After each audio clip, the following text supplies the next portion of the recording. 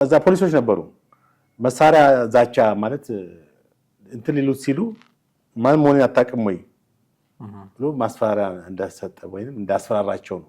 ይሄም በጣም ከባድ ነው። ፈይሳን ሪአክሽን ብዙ አልሰማንም ነበር። ዛሬ ግን የተወራው ነገር ሁሉ ውሸት ነው፣ ዩቲዩብ ላይ ለማራገብ የተሞከረው ነገር ሁሉ ተራ ነገር ነው ብሎ ምላሽ ሰጥቷል። እንግዲህ ኢትዮጵያ ውስጥ እንግዲህ መንግስት አለ በሚባልበት ሀገር ላይ እንደዚህ አይነት በጣም አደገኛ የማፊያ ስራ የሚሰሩ ሰዎች መኖራቸው በጣም ከባድ ነው። ሰው ገዝቶ ነው ወይ ቴዲ የታሰረው ወይ ሌላ ብዙ ናሬሽን አለ። ፈይሳ ሌሊሳም እንዲህ አይነት ነገር አፕን አድርጎበት ከሆነ ለዚህ ነው የቤት ስራው የህግ አካላት ነው የምለው። ማን እንደው ካታቀኘም የሚለው ቃል ለፖሊሶችም ሆነ ለፍርድ ቤት በጣም አስደንጋጭ ነው የሚሆነው። ገባ ማን ነው የሰውዬ? ኦፍ ኮርስ ፈይሳ ሌሊሳ ማህበራዊ ሚዲያ ወሬ ደግሞ መሰረት የለውም። የሆነ ጊዜ ይራገባል፣ ከዛ ጥፋት አጥፊም ካለ ሳይጠየቅ ይሄዳል። የመንግስትም ስልጣን ላይ ያለው መንግስትም ከኦሮሞ ጋር በቃ ኦሮሞችን አይነካም ወደሚል ደረጃ ሊደርስ ወይም ተረኛና ዘረኛነት ምናምን የሚባል ነገር አለ።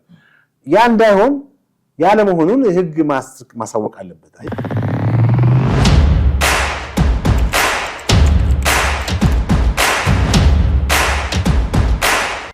ሰላም እንዴት አላችሁ ውድ ቤተሰቦቻችን? ዘኢትዮጵያ ቻናላችንን እየተከታተላችሁ ነው። በወቅታዊ ፕሮግራማችን ጥላሁን አክሊሉና ማደገፋ ወደ እናንተ መተናል። በዛሬው ፕሮግራማችን የዶክተር ቴዎድሮስ አድሃኖምን መግለጫና በጥቂቱ ደግሞ ወደ መጨረሻ ላይ የአትሌት ፈይሳ ሌሊሳን ጉዳይ ለማንሳት እንሞክራለን።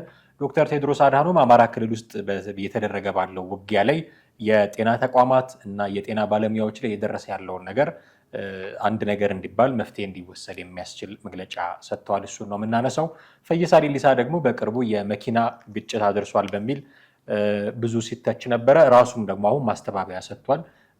ተጎድቻለሁ የሚል የፎቶም ጭምር ይፋ አድርጓል። እሱ ላይ በጥቂቱ የምናነሳቸው ነገሮች ይኖሩናል። እስከ ፕሮግራማችን ፍጻሜ ድረስ አብራችሁን እንድትቆዩ በአክብሮት እንጋብዛችኋለን። ከኛ ጋር ሆኑ። እንዴት አለ? ሰላም ነኝ፣ እግዚአብሔር ይመስገን። አለን ይመስገን። ዶክተር ቴዎድሮስ አድሃኖም የዓለም የጤና ድርጅት ዋና ዳይሬክተር መግለጫ ሰጥተዋል። ኦፍኮርስ ቀናት አልፈውታል፣ ግን ነገሩን በደንብ ማንሳት አለብን ብለን ስላሰብን ነው። እኔ ወደ አነሷቸው ጭብጦች ወደ ተናግሯቸው ነገሮች እንገባለን። ግን የት ነበሩ እስከዛሬ የሚል ጥያቄ እኔ ማንሳት እፈልጋለሁ። የሰሜኑ ጦርነት ጊዜ ትግራይ ክልል ውስጥ ጦርነት በነበረ ጊዜ ያነሷቸው የነበሩ ጥያቄዎች እና ተደጋጋሚነታቸውም ኢቭን እንደዚህ ነበረ ወይ? አማራ ክልል ውስጥ ሲሆን ለምንድን ነው አንደበታቸውን በዚህ ደረጃ መለጎም ያስፈለጋቸው? እንደውም አማራ ክልል ውስጥ ከሚደረገው ውጊያ ይልቅ የነ ዩክሬን የነ ጋዛ አሳስቧቸው በተደጋጋሚ ጊዜ መግለጫ ሲሰጡ የነበሩ ሰው ናቸው። የትግራዩም ጦርነት በነበረ ጊዜ በተደጋጋሚ መግለጫ ይሰጡ ነበረ። አሁን አማራ ክልል ውስጥ ያለው ውጊያ ቀላል አይደለም። 3 ዓመት እየሞላው 3 ዓመት ሲሞላው ህፃናት ይሞታሉ፣ ሴቶች ይደፈራሉ፣ የጤና ባለሙያዎች እንዲሁ ይገደላሉ። እንደውም ራሳቸውን በስም ያነሷቸው ዶክተር ጸጋይ ስሜ በቅርቡ መገደላቸውን እናስታውሳለን። ሆስፒታሎች ይወድማሉ ያሉት። ይሄ ሁሉ ሲደረግ የት ከርመው ነው አሁን መግለጫ የሰጡት ብዬ ነው።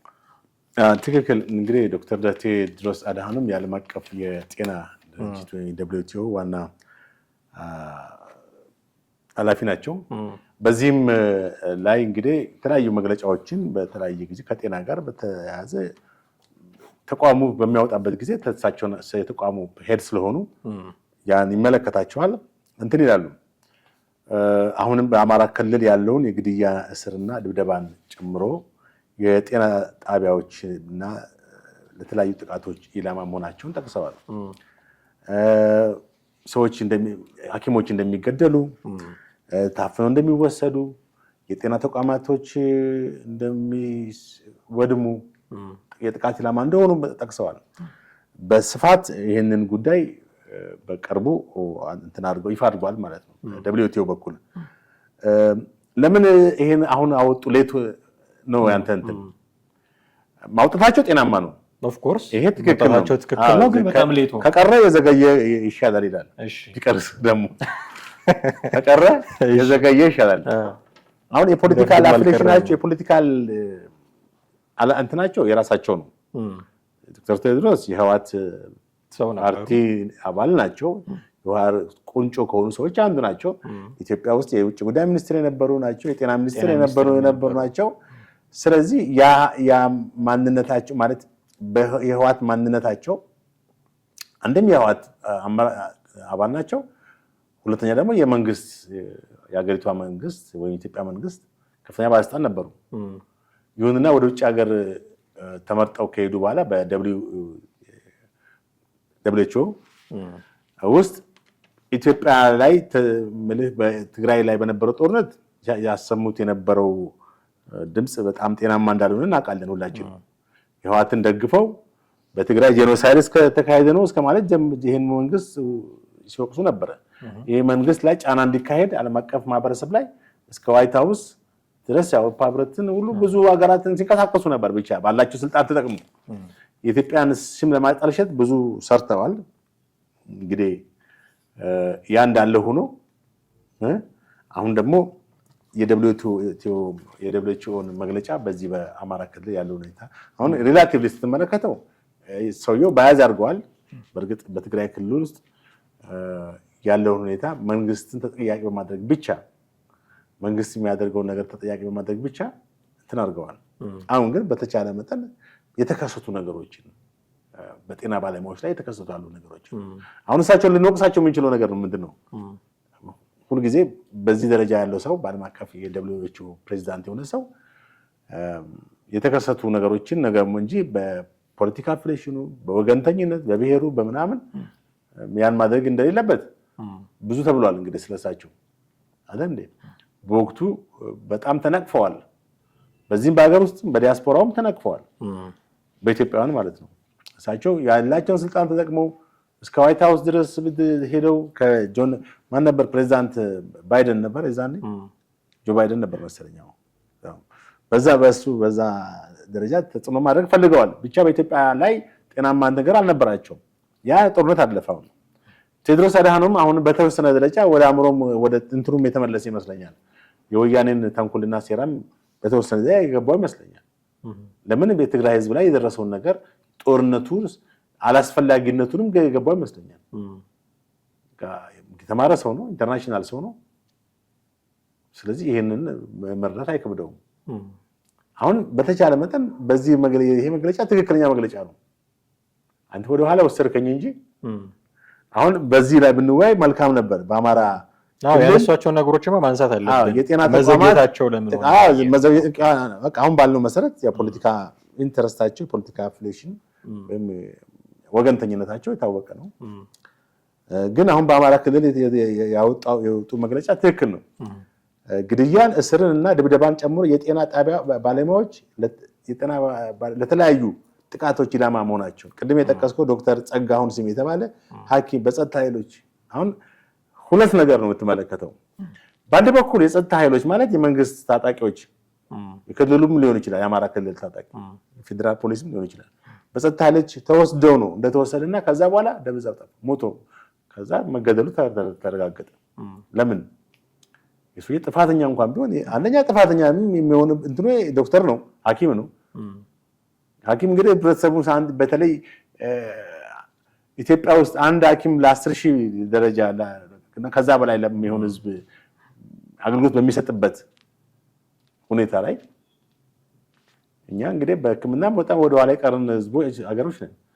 ያሉንም ሐኪሞች በአግባቡ መጠቀም ሲገባን እነሱን መግደል በጣም ከባድ ነው።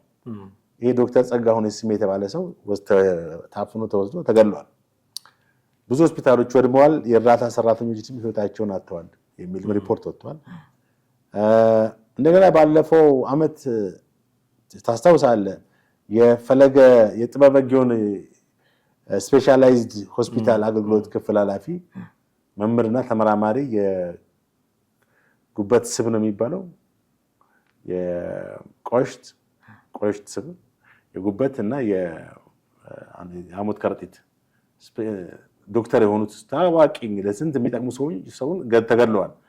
በማን ነው የተገደላቸው? እስካሁን ድረስ ይፋ የሆነ ነገር የለም። ሁሉም ጣት ይጠቋቆማል። አዎ ፋኖ ነው ይባላል በአንድ በኩል፣ ሌላው ደግሞ የጸጥታ ኃይል የመንግስት ኃይል ነው ይባላል። እንግዲህ ዞሮ ዞሮ በታጣቂዎች ተገድለዋል። ሌላው በቅርቡ ዳንኤል ነጋ የተባለ ወጣት ልጅ ነው። በጣም ያሳዝን። የሁለት ልጆች አባት ዳንኤል ነጋ የተባለ ኦፕቶሜትሪ የሚባለው የአይን ሐኪም ያውም በዚህ መተማ በምዕራብ ጎንደር መተማ ላይ አጠቃላይ ሆስፒታል የአንድ የአይን ሐኪም ነው ያለችውም አንድ አይን ሐኪም ነው። እሱም ተገደለ። 3.5 ሚሊዮን ብር ነው የጠየቁት አፍነው ከወሰዱት በኋላ። እንዴት ነው የሆነው መሰለ? ከሆስፒታሉ ወጥቶ እዛች አካባቢ የሚበላበት ምግብ የሚበላበት ቦታ አለ። 6 ታጣቂዎች መጥተው ነው ይዘውት ሄዱት። ኪድናፕ ማለት ነው። አግተው የወሰዱት። ከዛ በኋላ ገንዳ ውሃ የሚባለው ጎንደር አካባቢ ባለ ቦታ ነው ያገቱት እና በጣም ኮሚኒኬሽናቸው እንትናቸው ሁሉ በጣም አደገኛ ነው። የሚያነጋግሩት ሚስቱንና ወንድምየውን ብቻ ነው የሚያነጋግሩት። በራሱ ስልክ ነው። ምን ያክል ክፋት ስራ እንደሚሰሩ ተመልከተ። ምን ያህል ሰይጣናዊ ስራ እንደሚሰሩ ተመልከተ። እና በዚህ ጊዜ 3.2 ሚሊዮን በቃ ቤተሰብ ተጨነቀ። ሚስትየው በተለይ በቃ ያን ብር በየጊዜው ኮሚኒኬት እያደረጉ 150,000 ደርሰናል፣ 250,000 ደርሰናል እንዲራሩላችሁ በቃ እንትናቸውን እንትን እንዲሉ እኮ ጥቃት እንዳያደርሱ ነው። 250 ደርሰ በቃ ስትደርሱ ብሩን ስትደርሱ ነው መደወል ያለባቸው። ከዚህ በኋላ እንዳትደውሉ አሏቸው። በቃ ሰዎቹ ተጨንቀው 500,000 በደረሱ 500,000 ደርሰው እነዛ ደወሉላቸው ራሳቸው አጋቾቹ። 600,000 ከደረሳችሁት አምጡት። እንደምንም 600,000 ያደረሱት። 600,000 ያደረሰው ላኩላቸው በተባለው አካውንት።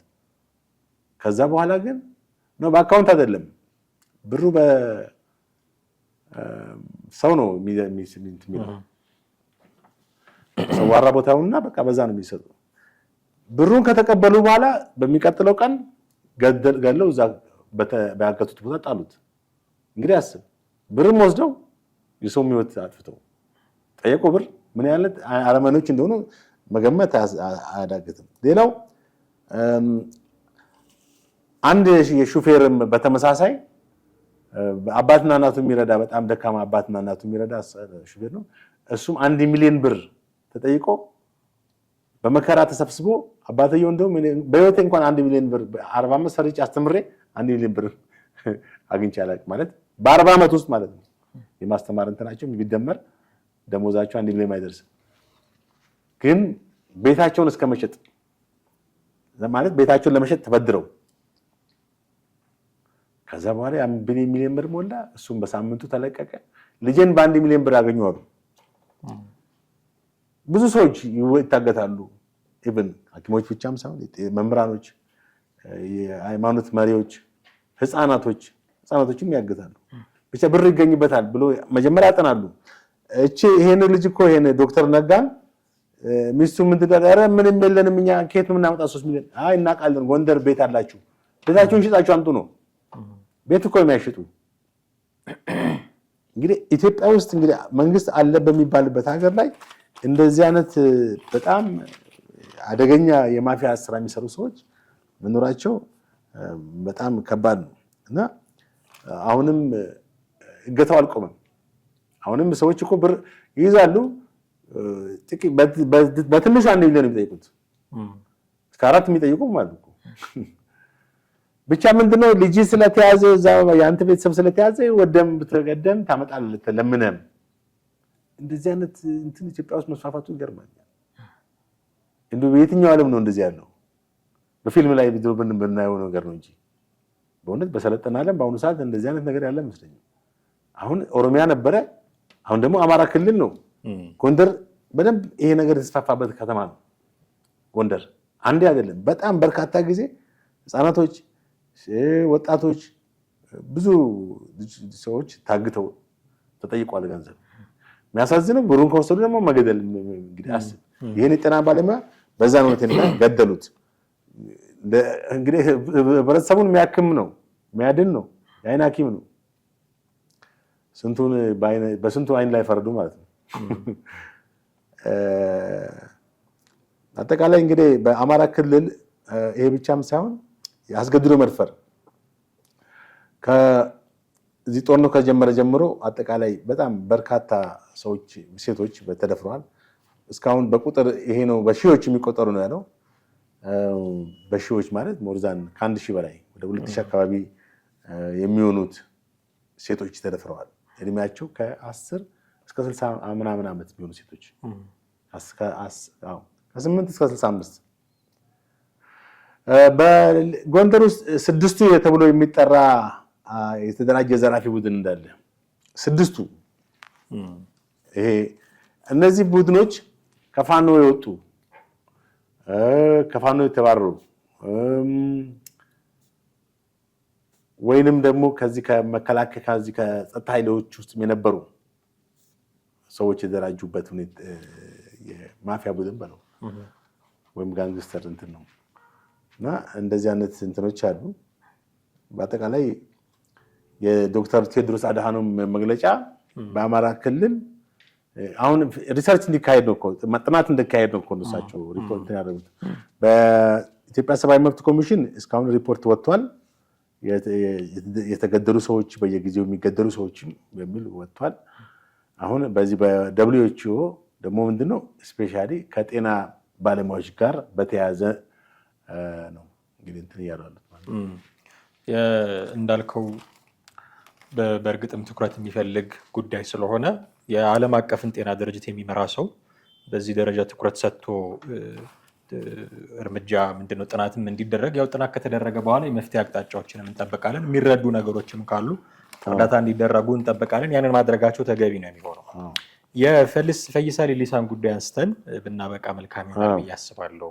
ፈይሳ ሌሊሳ ከሰሞኑ የጾም መያዣ ዕለት ነው፣ ቅዳሜ ነው፣ እሑድ ዕለት እንደዚህ መኪና ሲያሽከረክር ሰው ገጭቶ ሁለት ሰው ገጭቶ ከተገጩት አንዷ ህይወቷ አልፏል የሚሉ መረጃዎችን በጣም በስፋት እንሰማ ነበረ።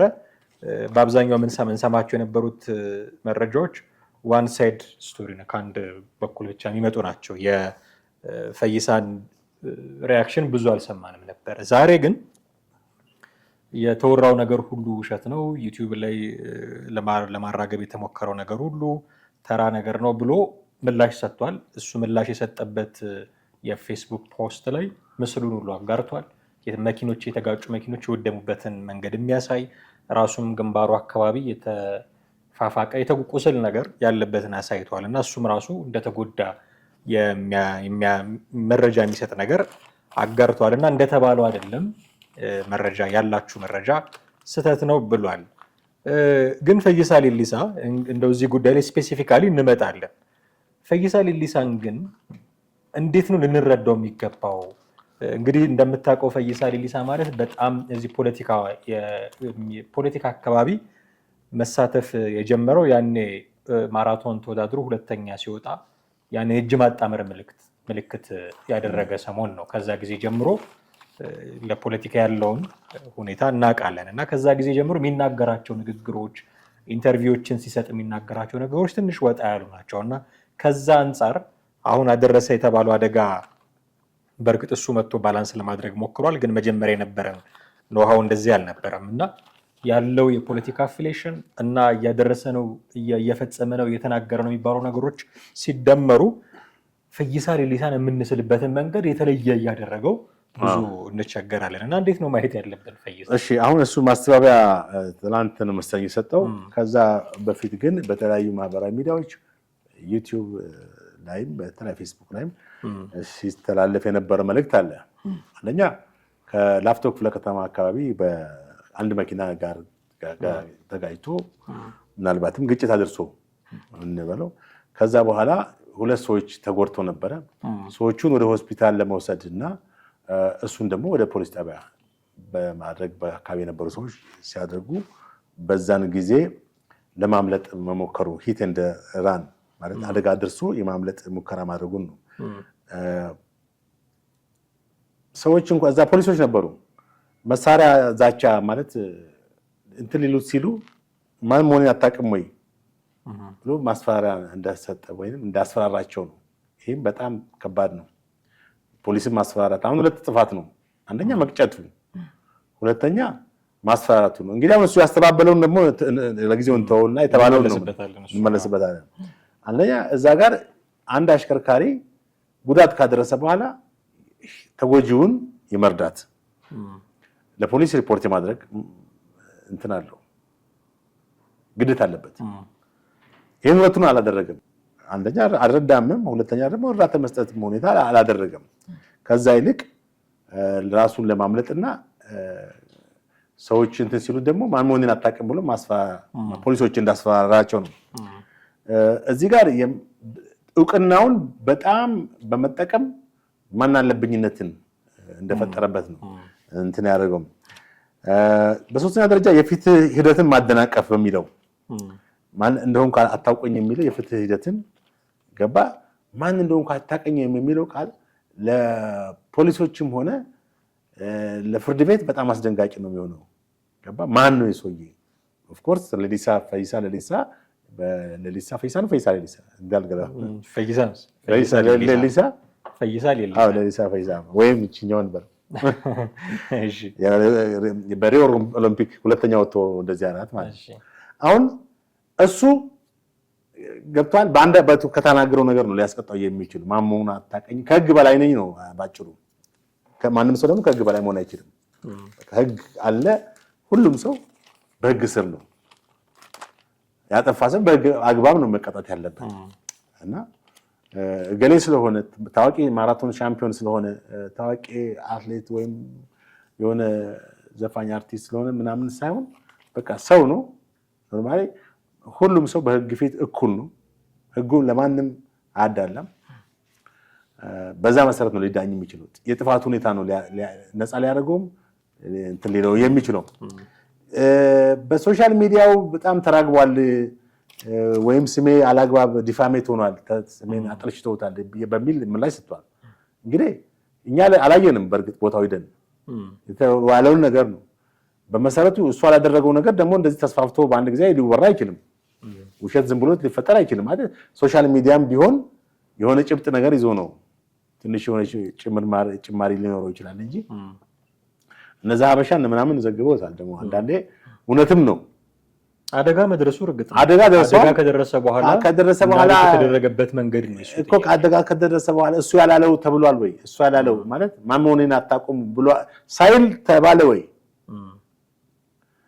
ለማምለጥ ሳይሞክር ለማምለጥ ሞክሯል ተባለ ወይ የሚለውን ስትመለከት እንደዛ የመጽሐፍ እንትን ያላቸው በእርግጥ አንዳንድ ኃላፊነት የጎደላቸው ሰዎች የእሱን ወይም ከዘረኝነት ጋር ከመንግስት ጋር አያይዘው እንትን ለማለት የሚሞክሩ ሰዎች አሉ። ወይም ከዚህ በፊት የተናገረው ራሱ ነገር አለ አይደለ? ቅድም እንዳልከው በአንዳንድ መድረኮች ላይ የሚሰጣቸው አስተያየቶች ሮንግ ናቸው። በአማርኛ ቋንቋ ላይ የተናገረው ንግግር አለ አይደል? ያም ጤናማ አይደለም። ከአንድ ታዋቂ ሰው ለብዙዎች አርአያ መሆን ከሚችል ሰው እንደዛ አይነት አንደበት የዘረኝነት ወይም የአንድን ብሔረሰብ ቋንቋ የሚያጠለሽ ንግግር መናገር የለበትም። አሁን ወደሱ ምላሽ ስንመጣ ደግሞ የሰጠው ምላሽ አለ። እዚህ ያስኳቸው ነጥቦች አሉ። እሱ ከሰጣቸው ምላሾች ውስጥ አንዱንም አስቆኛል ትንሽ ነጥቦች የታሉ። የሰፈር ወሬ ነው አለ። የዩቲዩብ ጥረተኞች አለ። የዩቲዩብ ጥረተኞች የሚያወሩት ወሬ ነው አለ። ህዝብና አግኝቶ በጥሩ ሁኔታ በፖሊስ ላይ መሳሪያ ማውጣትና ታዋቂ ሰዎች ከህግ በላይ ናቸው የሚለውን እንግዲህ እሱ እግዚአብሔር እንደረዳው እንደውም ብዙ ነገር እንዳልደረሰ ራሱም እንደተጎዳ መሳሰሉን የጠቀሰው ደግነት የሌለው ወሬ ጥማት የማድረግ መሆኑን በመግለጽም ተናግሯል። ባጭሩ ይህን ወሬ ያሰራጩ ሰዎችን ወይም የሶሻል ሚዲያውን አጠቃላይ እንትኑ ተችቷል። ያው የዩቲዩብ ጥረተኞች አለ። ያው ለሚከፈላችሁ ገንዘብ ብላችሁ ነው ይሄን ስሜ የምታጠለሹት ነው። እውነት ካልሆነ እውነቱን ነው ማለት የተደረገው ነገር ውሸት ፈጠረው በሶሻል ሚዲያ ላይ ያሰራጩት ሰዎች እንደዛ ካደረጉ የዩቲዩብ ጥረተኞች ናቸው። ግን እሱ ያደረገውን ነገር ከተደረገ እሱ ራሱ ተሳስቷል። አየህ ያደረገው ነገር እንደተባለው ነው ወይ የሚለው ነው ዋናው ነገር። አሁን ይሄ የቤት ስራ የሚሆነው አንደኛ መሳሪያ ወጥቷል ወይ፣ ሁለተኛ ለመሸሽ ሞክሯል እኮ ያ ቀደም እንዳልኩት በህግ ፊት የቤት ስራ የሚሆነው የህግ አካላት። አሁን ችግሩ ምንድነው? ከሀገር ወጥቷል የሚሉም አሉ፣ አገር ውስጥ ነው የሚሉም አሉ። አሁን የለቀቀው የት ነው? ውጭ ሀገር ነው አገር ውስጥ ነው አላውቅም። እና በአገር ውጭ ከሆነ እንግዲህ ትልቅ ጥፋት። በቀደም ደግሞ አንዱ ሞተ የሚል ደግሞ አንብቤያለሁ። ከተጎዱት እውነት ነው አንዱ ሞቷል የሚሉ አሁን ፖሊስ እዚህ ላይ ሊሰራ የሚችለው ነገር አለ። የትልቁ የቤት ስራ የሚሆነው ለህግ አሁን ሂት ኤንድ ራን የሚለው አደጋ አድርሶ መጥፋት ሂት ኤንድ ራን በህግ በጣም ያስቀጣል። አንድ አሽከርካሪ አደጋ ካደረሰ በኋላ መጥፋቱ የበለጠ አደጋው ቅጣቱን ያከብድበታል። አንደኛ አደጋ አድርሷል፣ እንደገና ደግሞ ጠፍቷል። በሁለት ነገር ነው የሚቀጣው ማለት ነው። ይሄ አትሌት ሌሊሳም በሁለት ነገር ነው የሚያስጠይቀው አድርጎት ከሆነ የደመደምን እንዳይሆን። ሁለተኛ ደግሞ ጦር መሳሪያ ማውጣት ደግሞ ሶስተኛ ጥፋት ነው የሚሆነው። ሶስተኛ ጥፋት ዛቻና የፖሊስን የመንግስት ስራን እንቅስቃሴ በማደናቀፍ ነው። ሁለተኛ የመንግስት ሰራተኛን በማስፈራራት እና ይሄ ከመሳሪያው ፍቃድ እንኳን ቢኖር ፍቃዱን ሊያስነጥቀው ይችላል። በህግም ተጨማሪ ቅጣት ሊያጥልበት ይችላል። እዚህ ጋር ታዋቂነቱ ወይም ሌሊሳ ታዋቂ ስለሆነ ህጉ ለሱ ብሎ ይላል ቢለው በጭራሽ። በየትኛውም ዓለም ላይ እንደምንመለከተው ታዋቂ ሰዎች ሲያጠፉ ይታሰራሉ። እኛም ሀገር ታዋቂ ሰዎች ታስረዋል እኮ በኢህአዴግ ጊዜ አይደል እንዴ? በዚህ መንግስትም ታዋቂ ሰዎች ይታሰሩ ነው። አሁንም በቅርብ ታስረው የተፈቱ ሰዎች አሉ፣ ቲክቶከሮች አሉ። ይታሰራሉ ታዋቂዎች ስለሆኑ ከህግ እንትን አይሉም። ግን ትክክለኛው ሪሊ ሀፕን ያደረገው ነገር ምንድነው ነገር ግን መታወቅ አለበት። ለምሳሌ ታዋቂ ታሰረ ካልክ ከቴዲ አፍሮ በላይ ታዋቂ የለም፣ ታስሯል። ሰው ገጭቶ ነው ወይ ቴዲ የታሰረው? ወይ ሌላ ብዙ ናሬሽን አለ። ፈይሳ ሌሊሳም እንዲህ አይነት ነገር ሀፕን አድርጎበት ከሆነ ለዚህ ነው የቤት ስራው የህግ አካላት ነው የምለው። ጉዳዩ ደግሞ ህዝብ በደንብ ኮንሱም ያደረገው ጉዳይ ስለሆነ የህግ አካላት በአደባባይ ወጥተው ትክክለኛው እውነት ይሄ ነው የሚለውን ደግሞ መግለጽ አለ። አሁን ትልቅ ክፍተት ያለው በህግ ጉዳይ ነው። ከዚህ በፊት አንድ የሚዝት ልጅ ነበር፣ ትዝ ይልሃል? በቲክቶክ እሱ ልጅ ቢያንስ እንደው በንግግሩ ይሄ የጥላቻ ንግግር ነው እንግዲህ ሄት ስፒች የሚባለው በዛ ሊጠየቅ ይገባ ነበር። ምንም አልታሰረም አይደል? እሱ ልጅ አልተያዘምም። የታሰሩ የተያዙ ሰዎችም አሉ።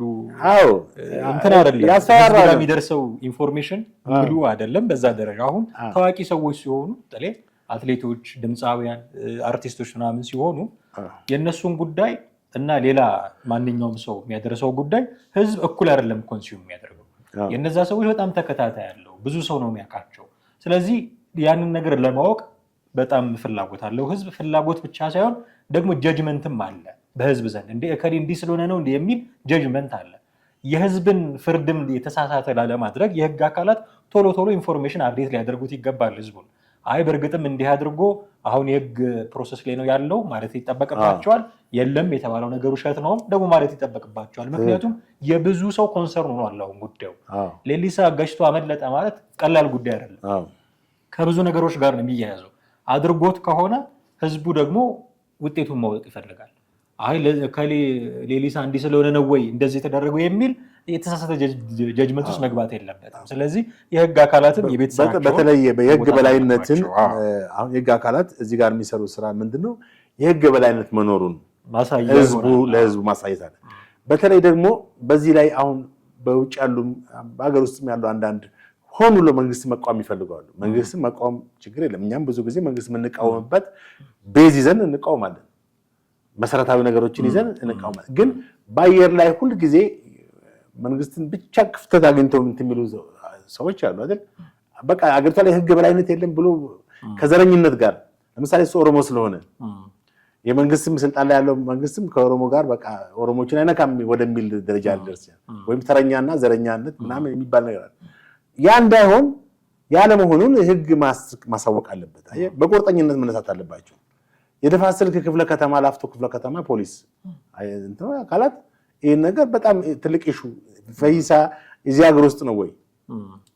እሱ ያለው ትክክል ነው? የትኛው ነው ትክክል? በሶሻል ሚዲያ የተላለፈው ነው? እሱ የሰጠው መልስ ነው? ትክክለኛው ማወቅ የሚቻለው የህግ አካላት የሚሰጡት ነው። ተይዞ ኢንቨስቲጌት ተደርጎ ከዛ በኋላ በፍርድ ቤት ቀርቦ በስነ ስርዓት ውሳኔ ሲሰጥ ወይም በነፃ ሲለቀቅ፣ አለበለዚያ ደግሞ ጥፋተኛ መሆኑ ተረጋግጦ ሲጠየቅ ያኛውስ እንደገና ደግሞ የሞታል የተባለው ልጅስ እውነት ሞቷል ወይ ነው ወይስ ውሸት ነው? እሱንም ፖሊስ ሊያረጋግጥ ዝም ብሎ የሆነ ነገር ትሰማለህ ብቻ ተዳፍኖ ይጠፋል። እዚህ ሀገር ብዙ ነገሮች እንደዚህ ናቸው። አሁን በቃ የፌስቡክ እና የሶሻል ሚዲያ ወሬ ይሆንና ከዛ ብን ብሎ ይጠፋል፣ ይረሳል። የማህበራዊ ሚዲያ ወሬ ደግሞ መሰረት የለውም። የሆነ ጊዜ ይራገባል። ከዛ ጥፋት አጥፊም ካለ ሳይጠየቅ ይሄዳል።